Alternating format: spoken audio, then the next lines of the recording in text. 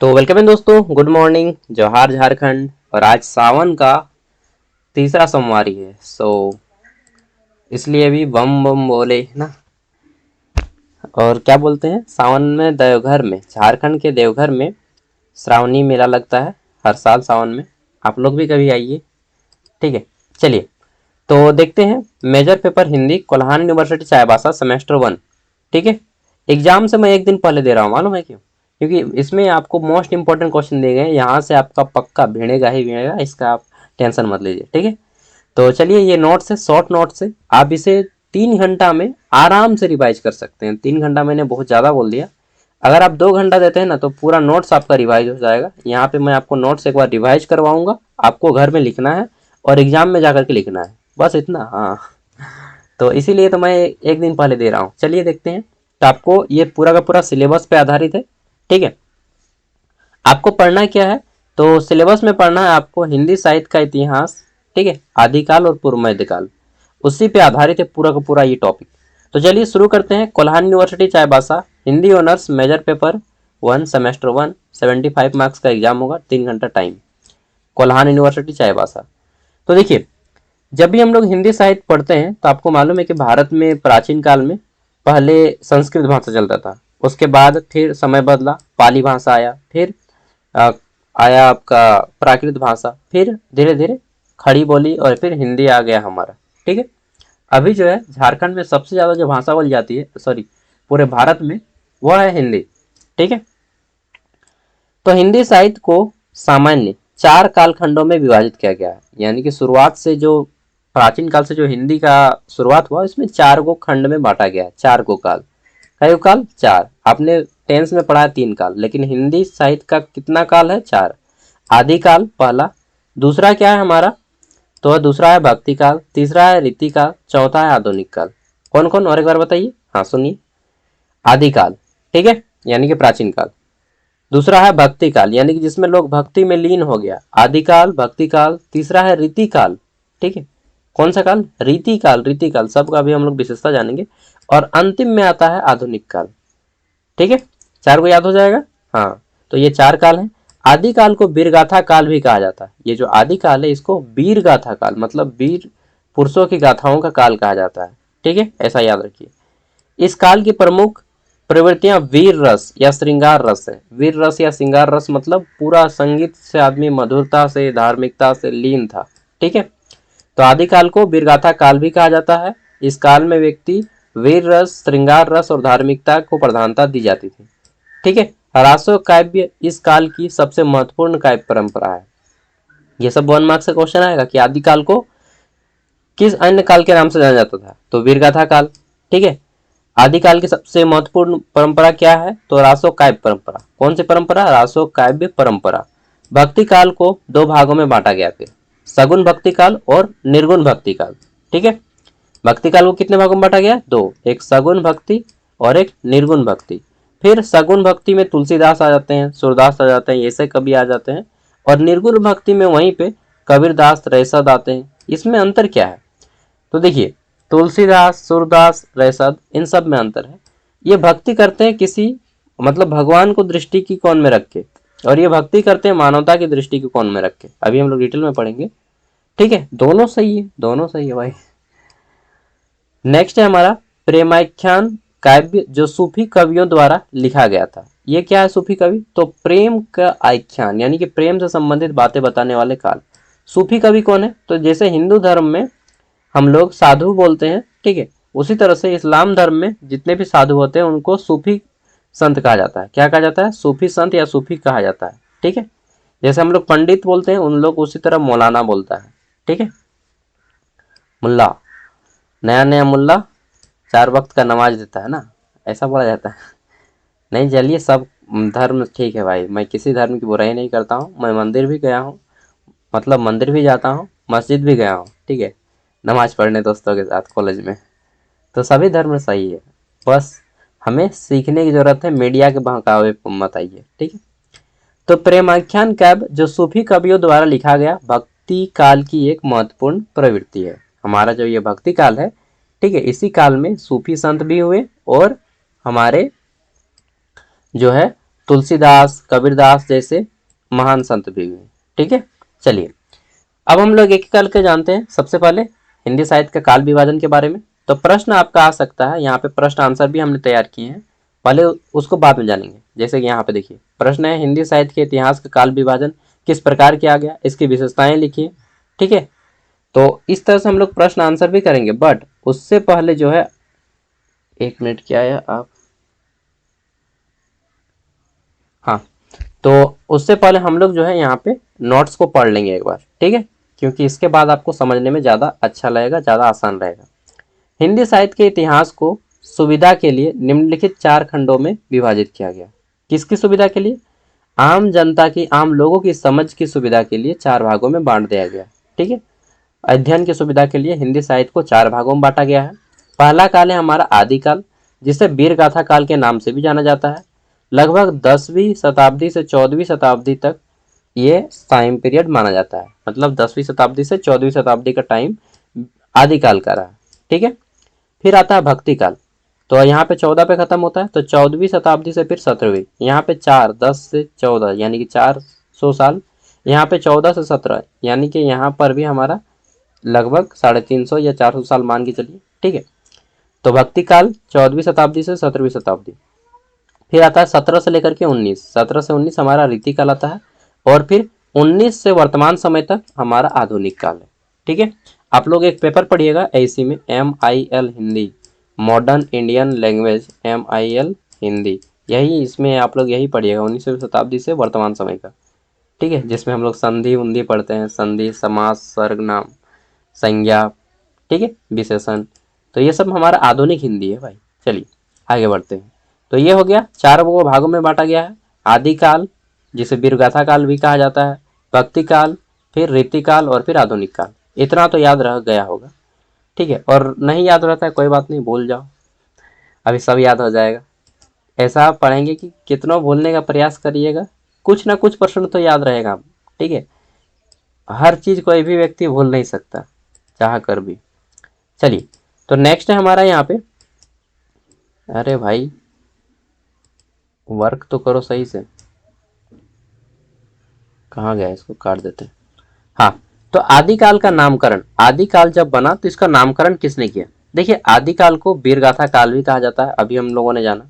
ठीक है, इसका नामकरण विभिन्न विद्वानों द्वारा किया गया है। कौन कौन से विद्वान है? तो अलग अलग विद्वान है। जैसे आदिकाल को आदिकाल कहा किसने? तो हजारी प्रसाद द्विवेदी ने 10वीं शताब्दी से 14 को, जब शताब्दी था 10th century to 14th century, इसको हजारी प्रसाद द्विवेदी जी ने क्या कहा कि यह आदिकाल है। ठीक है, वीरगाथा काल के नाम से रामचंद्र शुक्ल ने कहा। क्वेश्चन भी आता है कि किसने वीरगाथा काल को, आदिकाल को वीरगाथा काल कहा? तो रामचंद्र शुक्ल ने। ठीक है, आदिकाल का नामकरण किसने किया? तो हजारी प्रसाद द्विवेदी ने। 1 मार्क्स वाली में आते हैं। ठीक है, फिर चारण काल भी कहा, किसने? तो जॉर्ज ग्रिसियन ने कहा कि नहीं, इसे चारण काल कहेंगे। ठीक है, संधि चारण काल कहा राम कुमार वर्मा ने। ठीक है, सबसे ज्यादा प्रमाणिक क्या है? आदिकाल और वीरगाथा काल। ठीक है, बाकी सब याद भी नहीं रखेंगे तब भी चलेगा, लेकिन 2 को याद रखना है। ठीक है, आदिकाल की प्रमुख विशेषताएं क्या है? कि वीर रस की प्रधानता है। वीर रस माने खूब एकदम आदमी धार्मिकता में लीन है। ठीक है, श्रृंगार रस का प्रयोग किया गया है। युद्ध और राजाओं को प्रशस्ति गान है, धार्मिक है, लौकिक है, काव्य, अपभ्रंश है, और प्रारंभिक हिंदी का प्रयोग यहीं से होता है। कहाँ से? आदिकाल से। ठीक है, आदिकाल को वीरगाथा काल, वीर रस, देखिए वीरगाथा काल इसलिए भी कहा जाता है, वीर गाथा मतलब वीरों की गाथाएं, यानी कि इसमें राजाओं और युद्ध जो होते थे सैनिक की, उसमें वीरता का प्रतीक मिलता है, इसलिए आदिकाल को वीरगाथा काल भी कहा जाता है। किसने कहा? रामचंद्र शुक्ल ने। ओके, नेक्स्ट आता है हमारा रासो काव्य परंपरा। ठीक है, रासो काव्य परंपरा क्या है? तो देखिए क्वेश्चन भी आता है कि रासो काव्य परंपरा पे संक्षिप्त टिप्पणी करें। अरे भाई सही से चलो यार। रासो काव्य आदिकाल की एक महत्वपूर्ण काव्य परंपरा है। किस काल की? आदिकाल की। यह वीरगाथात्मक काव्य है जिसमें राजाओं की वीरता, ठीक है, युद्ध, प्रेम प्रसंग का वर्णन किया गया है। कुछ प्रमुख रासो काव्य कौन कौन से हैं? तो पृथ्वीराज रासो मतलब पृथ्वीराज चौहान की गाथा है। पृथ्वीराज चौहान के बारे में सुने हैं ना? जिसमें तराइन का प्रथम युद्ध 1191 में और तराइन का दूसरा युद्ध 1192 में। ठीक है, पृथ्वीराज चौहान मोहम्मद गोरी के बीच में युद्ध नहीं हुआ था, हाँ सुने तो जरूर होंगे। चंद बरदाई द्वारा रचित लिखी है। और पृथ्वीराज रासो को किसने लिखा है? चंद बरदाई ने। क्वेश्चन भी आता है कि पृथ्वीराज रासो के लेखक कौन है, ठीक है, या इसको किसने लिखा है, तो चंद बरदाई ने। सबसे प्रसिद्ध रासो का भी यही है, पृथ्वीराज रासो का। ठीक है, परमाल रासो ये सब नहीं भी पढ़िएगा चलेगा, लेकिन पृथ्वीराज रासो को ध्यान में रखना है। ठीक है, खुमाल रासो दलपति विजय द्वारा रचित है। और विजयपाल रासो जो नरसिंह भाट द्वारा रचित है। सबसे इंपॉर्टेंट है पृथ्वीराज रासो जो कि चंद बरदाई द्वारा लिखित है, आप इसे याद रखिए, बाकी सब भूल जाइए, मैं याद करने भी फोर्स नहीं करता हूँ आपको। ठीक है, पढ़ना कम है, हमें ज्यादा समझना है। अब आता है हमारा यहाँ पे भक्ति काल। भक्ति काल का वर्गीकरण। तो देखिए भक्ति काल को दो मुख्य भागों में विभाजित किया गया, सगुण भक्ति और निर्गुण भक्ति। ठीक है, सगुण भक्ति में कौन आते हैं और निर्गुण भक्ति में कौन आते हैं? तो इस धारा में ईश्वर के साकार रूप की उपासना की जाती है। किसकी? साकार रूप की, यानी कि भगवान है, मूर्ति है, ठीक है, उनके आकार है। ऐसा मानते हैं कि शिव भगवान जटाधारी हैं, राम भगवान तीर धनुष लेके खड़े हैं। ठीक है, ऐसा इन लोग मानते हैं सगुण भक्ति वाले, मतलब ये मूर्ति पूजा को भी एक्सेप्ट करते हैं। ठीक है, एक तरह से मैं बता रहा हूँ कि सगुण भक्ति वाले ईश्वर साकार है, साकार मतलब वास्तव में ईश्वर है और उनका एक आकार भी है। ठीक है, जिसके दो मुख्य रूप है, राम भक्ति शाखा जिसमें तुलसीदास राम भक्ति में लीन है, आपको मालूम है हनुमान चालीसा जो लिखे हैं तुलसीदास जी ने लिखा है। ठीक है, रामचरित्र मानस में। और दूसरा है कृष्ण भक्ति। एक है राम भक्ति, राम भक्ति में कौन है? तुलसीदास जिन्होंने रामचरित्र मानस लिखा है। और दूसरे हैं कृष्ण भक्ति जिसमें सूरदास है। ठीक है, सूरदास के पद पढ़े हैं ना, हाँ, तो सूरदास सुरसागर ने लिखा, सूरदास ने सुरसागर लिखा है। ठीक है, अब निर्गुण भक्ति की बात करें तो निर्गुण भक्ति वाले क्या बोलते हैं कि हम जो है भगवान को तो मानते हैं लेकिन शरीर से नहीं, मन से। ठीक है, मूर्ति से नहीं, उनके गुण से। और आप किससे मानिएगा? मैं बोलूंगा दोनों से मानिए, मूर्ति से भी मानिए और मन से भी मानिए, यानी कि सगुण भक्ति और निर्गुण भक्ति दोनों का आप अनुसरण कीजिए अकॉर्डिंग टू मी। ठीक है, क्योंकि दोनों ही ठीक है, किसी एक को नहीं मानो। वर्तमान समय की परिस्थिति देखिए, वर्तमान की स्थिति को देखते हुए आपको काम करना है। इस धारा में ईश्वर के निराकार रूप की उपासना की गई, यानी कि ईश्वर का कोई आकार नहीं होता है। इसके दो मुख्य गुण है, क्या है? तो ज्ञान मार्गी, यानी कि ईश्वर को आप ज्ञान के जरिए जान सकते हैं, और दूसरा ईश्वर को आप प्रेम के जरिए जान सकते हैं। ठीक है, तो जिसके पास ज्ञान है वो ज्ञान से जानिए, जिसके पास प्रेम है वो प्रेम से जानिए। ज्ञान में कबीरदास की प्रमुख पंक्तियां आती हैं, प्रेमी ढूंढत मैं फिरा प्रेमी मिला न कोई। और क्या कह रहा है? साई मोको कहाँ ढूंढे रे बंदे, मैं तो तेरे पास में, ना मैं मंदिर ना मैं मस्जिद, ना पावे कैलाश में। ये सब पढ़े होंगे ना आप लोग, और नहीं तो सुने भी होंगे। ठीक है, कबीरदास की पंक्तियां ये सब बहुत फेमस। कबीरा खड़ा बाजार में मांगे सबकी खैर, ना काहो से दोस्ती ना काहो से बैर। चलिए आगे देखते हैं। तो ये आपका ज्ञान मार्गी शाखा है जिसमें कौन है? संत कबीर है। ठीक है, आज करे सो काल कल, सॉरी, काल करे सो आज करे सो अब, परले पल में प्रलय होवेगी बहुरी करेगा कब ना। ये सब बहुत है पंक्तियां कबीरदास की, तो सब कोई सुनते भी होंगे और वो गीत लगा के सुनाते हैं तो अच्छा लगता है। तो कबीरदास ने कौन सा पुस्तक लिखा है? बीजक। क्वेश्चन भी आता है कि कबीरदास ने कौन सी पुस्तक लिखी है? बीजक। बीजक, ठीक है, बीजक। और कबीरदास के गुरु कौन थे? तो रामदास, रामदास ना, क्या नाम था यार, हाँ राम, याद नहीं आ रहा। ठीक है, कबीरदास ने बीजक लिखा है। और फिर सूफी काव्य परंपरा में जायसी को पढ़ना है। जायसी मतलब मलिक मोहम्मद जायसी। ये कौन है मलिक मोहम्मद जायसी? आपने पद्मावत मूवी देखा है? पद्मावत मूवी, ठीक है, तो मलिक मोहम्मद जायसी को जो थे, एक उनका एक आंख जो है फूटा हुआ था। ठीक है, एक आंख उनका फूटा हुआ था, जिसके कारण समाज में उनको बहुत सारी कुरीतियों का सामना झेलना पड़ा। ठीक है, आदमी बोलता था कि जब इसको देख लेते थे सुबह तो आदमी उसको कोसने लगता था। इसलिए जो है मलिक मोहम्मद जायसी सुबह को उठना ही छोड़ दिए। ठीक है, तो इस तरह से हमारा मलिक मोहम्मद जायसी जो कि सूफी काव्य परंपरा से मतलब इस्लाम धर्म से वे थे, और उन्होंने पद्मावत लिखी है। पद्मावत इनके सबसे प्रमुख रचना है। ठीक है, अब आता है हमारा यहाँ पे क्या आता है, तो नेक्स्ट आता है हमारा यहाँ पे सगुन भक्ति के कवि तुलसीदास और सूरदास। इसके बारे में थोड़ा सा जानते हैं डिटेल में। अभी तो हमने सब कुछ जान लिया, फिर भी सब कुछ नहीं जाना है, बहुत थोड़ा जाना है। राम भक्ति शाखा के प्रमुख कवि है रामचरित्र मानस, इनमें विनय पत्रिका, ठीक है, कवितावली, ये किनकी हैं, तुलसीदास की लिखी हुई पुस्तकें हैं। सूरदास की वहीं बात करें तो सूरदास ने क्या क्या लिखा है, कृष्ण शाखा के प्रमुख कवि हैं, यानी कृष्ण भगवान को मानते थे बहुत ज़्यादा। सुरसागस इनकी सबसे प्रमुख रचना है। इसके अलावा सुरावली, ठीक है, साहित्य लहरी आदि प्रमुख रचनाएं भी हैं। निर्गुण भक्ति स्वरूप, अब अंतिम आ जाता है निर्गुण भक्ति। तो निर्गुण भक्ति में अभी हम लोगों ने देखा क्या क्या है, तो इसमें जो है निर्गुण भक्ति में ईश्वर निराकार है, अजन्मा है, मतलब ईश्वर का कभी जन्म नहीं हुआ है, ना कभी मरण होगा। ठीक है, अभियुक्त माना जाता है। निर्गुण भक्ति ईश्वर को किसी विशेष नाम से या रूप से नहीं, बल्कि उसे सर्वव्यापी मानते हैं। वो मानते हैं कि ईश्वर हर जगह है, एनीवेयर। ठीक है, God is anywhere and anywhere is God.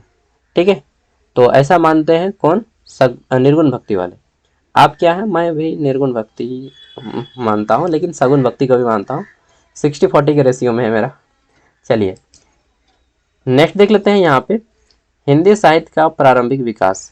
ठीक है, अच्छा, जब मलिक मोहम्मद जायसी को पढ़िएगा तो थोड़ा सा अगर टाइम मिले तो मतलब क्या बोलते हैं उसको, पैगंबर मोहम्मद हजरत साहब के बारे में भी पढ़ लीजिएगा। ठीक है, हर कोई। नेक्स्ट आता है हमारा हिंदी साहित्य का प्रारंभिक यूनिट 1, जिसमें आपको क्या पढ़ना है, हिंदी साहित्य का प्रारंभिक विकास। ठीक है, इसमें हमारा पहला प्रश्न बनता है कि हिंदी साहित्य के इतिहास का काल विभाजन किस प्रकार किया गया, इसकी विशेषताएं लिखिए।